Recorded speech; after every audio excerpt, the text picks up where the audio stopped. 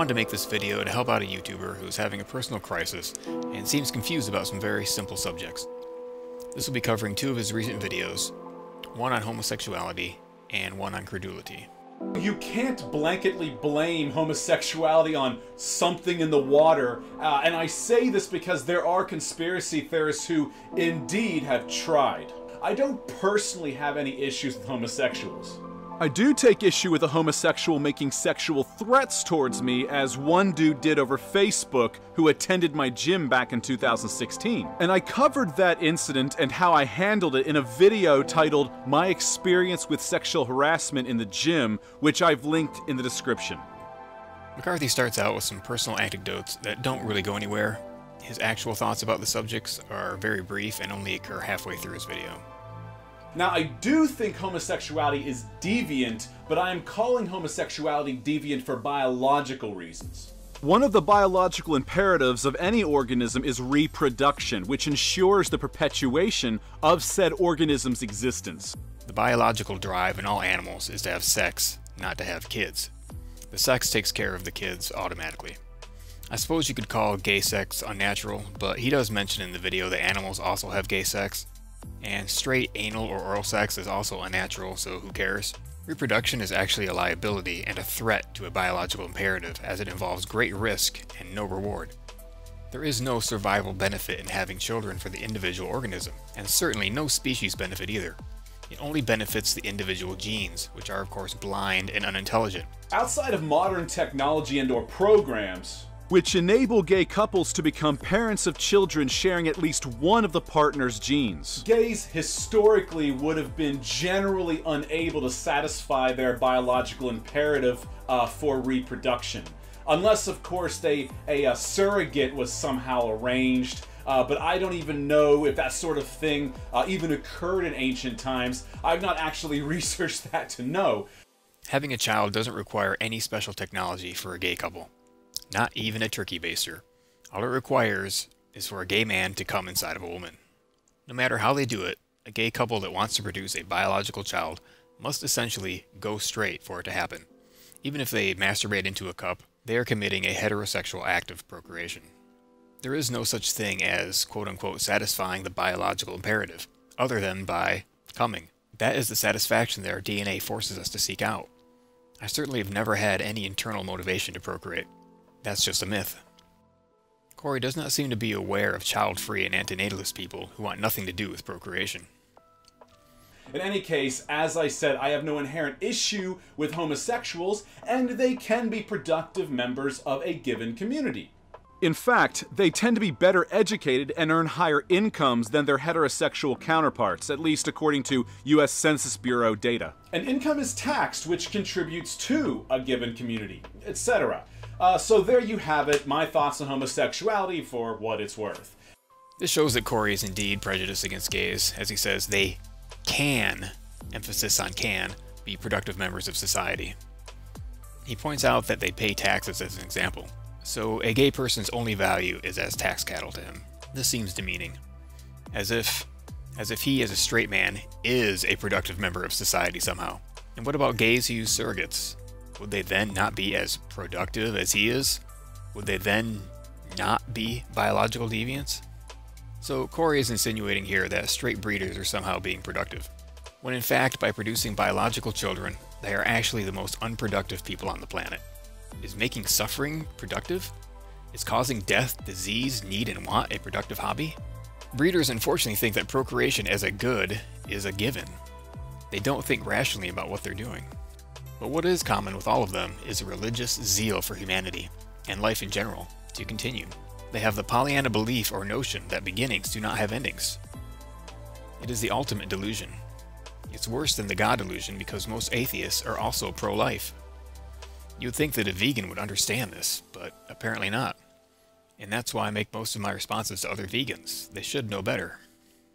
No matter what one's personal feelings are about gay relationships, the fact of the matter is that gay or lesbian sexual unions cannot possibly result in the creation of life. Therefore, gay relationships are good and have utility. Arthur Schopenhauer was the first to write about this fact. Although he never did fully endorse homosexuality, he was amused by the fact that his contemporaries thought that he was. Schopenhauer, of course, was writing before Darwin and Freud, but he was one of the first to try and tie homosexuality with evolution. To preserve quality, the genes could somehow misdirect sexual urges to the same sex, and therefore avoid deformities in offspring. For instance, when older people have children. That was Schopenhauer's contention.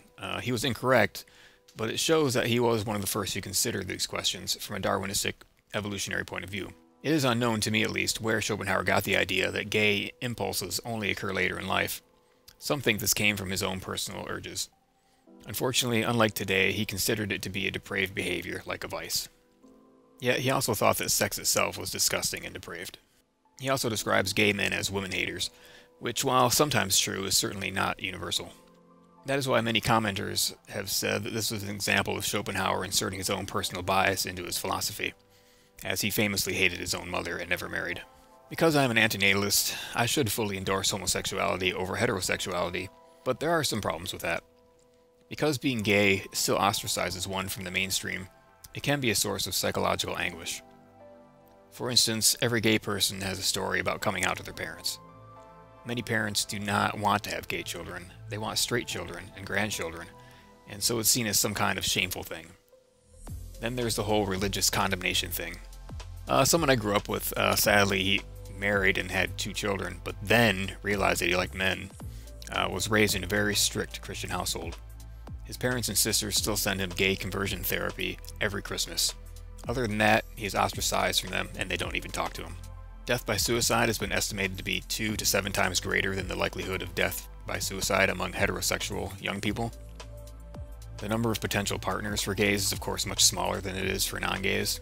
There's a high potential for discrimination in many professional and personal scenarios, and gays often feel the need to hide who they are. There's also the fact that the urge to have intercourse with the opposite sex is too strong in most people, like myself, and celibacy would be a more attractive option than homosexuality if I had to choose, as I find men unattractive. And in the end, having sex without procreating is not difficult. Condoms are cheap, and vasectomies also are a great option for permanent birth control, and so you can have straight sex and never even have to worry about procreation. So McCarthy seems a bit confused about the subject, but then he put out a video a week later that made it all seem a little more clear to me. I had mentioned this past weekend that I am exploring a change in my life. The key word there is exploring, at least for now, but strongly so. This change has a lot to do with the family matter that I'm going through, and I have linked to a video below from this past summer which elaborates on what happened for those who are interested. But there are other experiences, one in particular that I will elaborate on in this video, that have affected my decision process as well. And I'm going to come right out and say it, I am exploring Christianity. Based on McCarthy's other videos, this revelation was not all that shocking to me. It explains why his videos have so much pseudoscience and bigotry. Without rehashing too much, a member of my family suffered a serious accident this past June, and as a result suffers from significant global brain damage. In fact, I was told by doctors this person was going to die, so I had been away for about a month in the middle of June and through the middle of July to be by their side in the hospital, fully expecting, at least at first, to lose them. I am very close to this person. At the time, the members of my family who are Christian started prayer circles. These circles grew to rather large scale, with congregations as far spread as Ireland and Argentina joining in, all through networking. Of course, being the skeptic that I am, or was at the time, I saw no harm in the prayer circles, but personally I put my faith into medical science. Fast forward to now, and this member of my family is making a remarkable recovery. Every single thing the doctors have claimed would never be possible, this person is doing exceptionally, so far at least. Not one doctor, including a leading brain specialist, can understand why. They are, of course, happy with the progress, but are actually dumbfounded as to why things are occurring the way they are.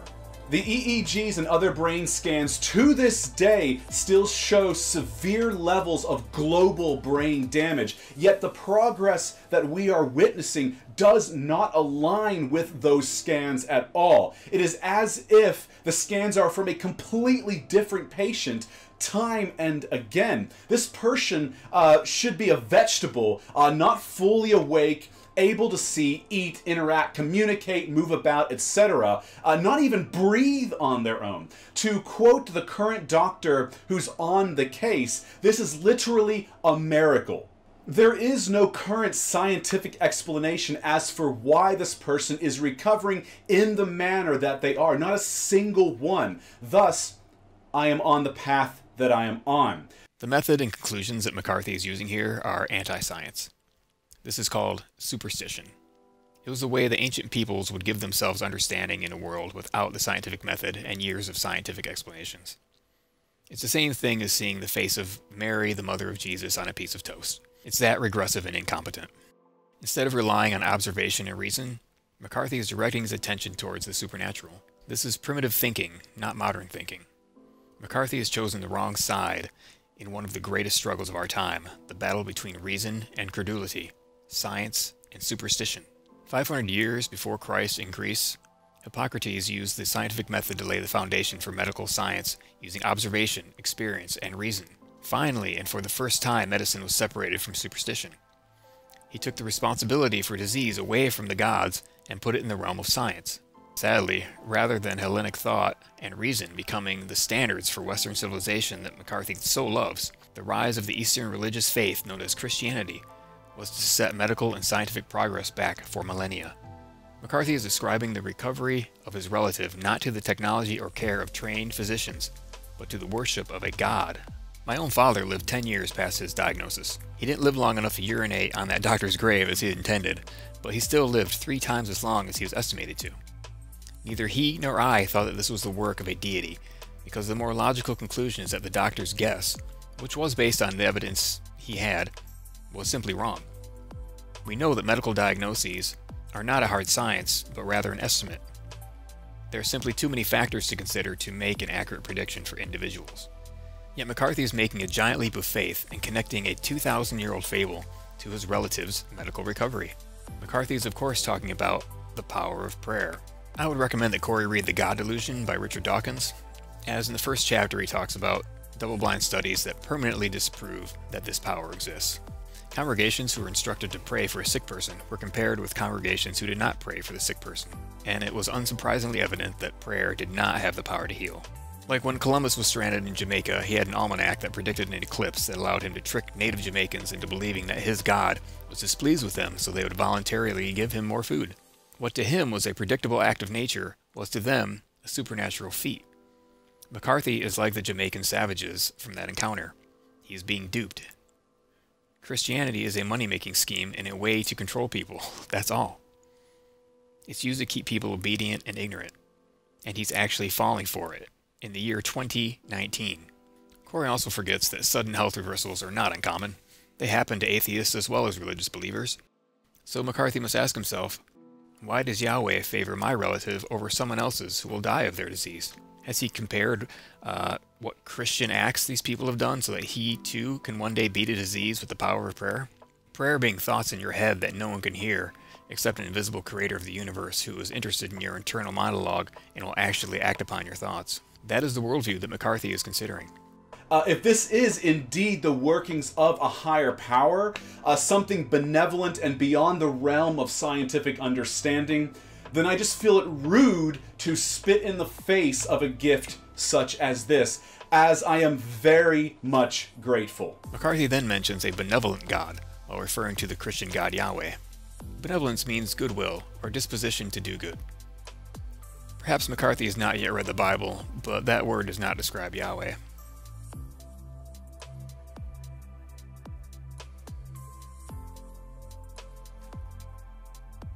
God is the creator of disaster, the maker of pain, suffering, and disease and death. McCarthy is making the classic error of the religious Christian to ascribe the will of God to healing, yet giving God a pass when it comes to affliction. Didn't God do both? Many Christians will refute this by saying that affliction or hurt is caused by either human quote-unquote free will or the devil. But in that quote from Isaiah, Yahweh claims responsibility for every disaster. There's also linguistic evidence from the Old Testament that God and the devil are one and the same. And furthermore, I simply see no harm in pursuing Christianity. I don't intend to force it on anyone else, so this is strictly a personal exploration. I just feel deep inside that this is right for me. That is all. I am still vegan. That won't change. In fact, I see no conflict with being a vegan and being a Christian either. No. This one line demonstrates why no one should listen to McCarthy's advice about anything, whether it's on food or gay people. He does what he, quote-unquote, feels like. This is the justification people use for shooting heroin until dead. This is the excuse parents use for imposing life, and what rapists and meat-eaters use to defend their aggressive, violent acts. Cory said that evidence and science matter, yet here he is making an argument from feels. Well, the thing Cory should know about the Bible is that you can interpret it in almost any way you please. There are Christian and antinatalist vegans, and there are Christians who use their religion to promote imposition and murder. What will change are some of my views, behaviors, and actions in my life. For instance, I am working on not swearing, as well as being less aggressive and hostile towards idiots that I encounter in public space. In other words, trying to suffer fools better than I had before, and that is something I am really bad at. I want to be a better, more patient person, to be more compassionate and understanding, forgiving even. So what he's saying is that he's going to become a weaker activist. We should never suffer fools, and religion is the height of foolishness. It must be fought everywhere we find it, which is why I'm making this video. But then, believe it or not, the video actually gets much worse, and it goes black and white to signify it. Back in late 2004 or early 2005, I was visiting family that lived in Virginia at the time. This was during a period that I had been living overseas in Australia.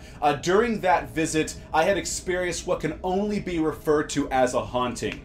Objects would move or vanish right in front of me, and on their own, doors would open and shut by themselves, again right in front of me. I also witnessed freestanding dark silhouettes, but this was limited to the basement of that home. I encountered aggressive poltergeist-like activity, such as papers being tossed around, walls being scraped from ceiling down to the floor, and footsteps storming up the basement staircase by something not visible to the eyes. I even discovered a cross on my brother's wall that was suddenly inverted and charred, complete with a strong smell of rotting eggs in the room, and the cross was unharmed, but there was this layer of black residue or char that was covering it that could be wiped away. During that cross experience, my brother's television had also turned on by itself to a pure static channel, and the family dog looked onward into that room, cowering with her tail between her legs. In fact, both the family pets, the dog and the cat, constantly reacted very strangely and with obvious fear of some presence that I or we could not see. The fallacy McCarthy is committing here is called appeal to faith. It's a subcategory of faulty generalization and an appeal to anecdotal evidence. Cory is jumping to conclusions without evidence. Someone in the far future who lives in a society without the influence of Christianity would be able to see this mistake much more clearly. He seems to have done zero scientific investigation into this phenomena he experienced. Cory should also consider the fact that even quote-unquote experts in the paranormal cannot agree with each other about what a ghost, spirit, or demon even is. Of course, another more likely explanation is that someone was playing a prank on Cory. We know that doors shutting by themselves can be caused by air, which is invisible, but unlike ghosts, air is something you can feel and detect. It exists as part of reality, unlike ghosts. Sometimes our perceptions, our senses, lie to us. This can be attributed to mental disease, stress, or in Cory's case, perhaps his unhealthy low-carb diet. I installed a fan that runs 24/7 to remove radon gas from my basement. I can't believe that the previous owners lived with high levels of this toxic gas for over 20 years. Besides causing lung cancer and death, we know that radon poisoning can cause 2 diseases of the brain, Alzheimer's and Parkinson's. Carbon monoxide poisoning, also known to occur in residential homes, can cause auditory and visual hallucinations. Does McCarthy contemplate these possible explanations? No. He goes right to the current popular mythology of the day, Christianity. If we were raised in China, perhaps he would think that this was the work of a long-dead ancestor. This is purely a subjective conclusion he reached based on the culture he was raised in. And of course, as Richard Dawkins has argued time and time again, anecdotal evidence is not evidence in the scientific sense. Why would this experience of hearing noises at night or seeing a door slam shut lead one to believe in the book of Genesis, a story that has been disproven by real, irrefutable scientific research and evidence? I came to find after I had experienced some of these events that my brother had been tampering with a Ouija board and had been involved with automatic writing. He had journals filled with this sort of shit, really strange stuff. He claimed to be in touch with some benevolent ancient spirit who claimed to be protecting and guiding him from and against some evil spirit or demon or something of that ilk that was present in the house. Cory ascribes some of these phenomena to his brother playing with a Ouija board, a primitive device used to supposedly communicate with the spirits of the dead. For Cory to believe this, he had to first have seen movies with Ouija boards or played games with one to even come to the conclusion that this act caused the haunting. He is again jumping to conclusions, also known as inference observation confusion. He is reaching a conclusion without considering all of the evidence, especially the most likely logical evidence. When I put my head to the pillow at night, I often hear strange, unexplainable sounds. It often sounds like someone is opening the front door, but no one is opening the door. So rather than reaching for something completely implausible, like ghosts, I realize that it's probably in my head as I greatly fear burglars, based on a childhood experience I had. Or there are creaks and other sounds coming from the natural settling of the house that I don't hear until I place my ear directly against the bed. So, needless to say, this was probably the most disappointing video in McCarthy's catalog. I think it signifies the end of his channel. No one can take him seriously anymore.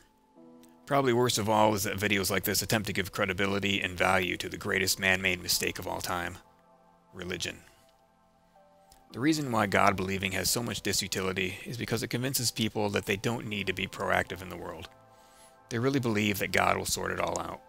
That belief has been a curse on humanity from the very beginning of civilization. No aspect of religion can be proven to have utility that makes up for its legendary disutility. Wiccans regress even further back to polytheistic deities, but they are all still the same as Christians and all religious believers, in that they have faith that fictional stories and characters are real. This is always done without convincing evidence. I really made this video to help Cory, as I hate to see someone so tragically regress into superstition. So I made a list of questions for McCarthy that I think he should ask himself while embarking on his religious studies. Why would a benevolent God make a world of suffering? Why would a God make an afterlife if he did not make a before life? Why would a God wait for an eternity before creating a physical universe? Why would a God appear to one tribe on earth among thousands of others?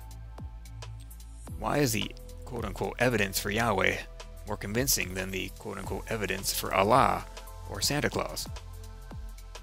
Why would a God sacrifice himself to forgive the inherited sins of his creations? Why would Yahweh punish the children of criminals? This is the concept of original sin. Wouldn't we consider that to be evil? Why is there no scientific proof for the existence of any God? Why is there no scientific proof of heaven or hell? How can Yahweh be both omnipresent and omniscient? If he knows bad things are going to happen, then why doesn't he stop them from coming into existence? If his universe is running according to his plan, then why does he have to interfere? Why does the Bible contradict itself in so many places? Why have there been no more prophets after Jesus? Why are there no contemporary records of the life of Christ or his disciples? Why would you accept the hearsay of anonymous authors from 2,000 years ago? I could go on and on for hours about the harm caused by religion, as well as the evidence that Holy Scripture is no different than comic books. But others have already done so. So for anyone who believes in God, I recommend watching some Richard Dawkins or Sam Harris videos, or better yet, videos by my favorite atheist, Inmendham. Thank you for watching another Life Sucks video. Do not God, and do not hate gays like Cory McCarthy. Thanks for watching again. Bye. I wanna burn a damn church down.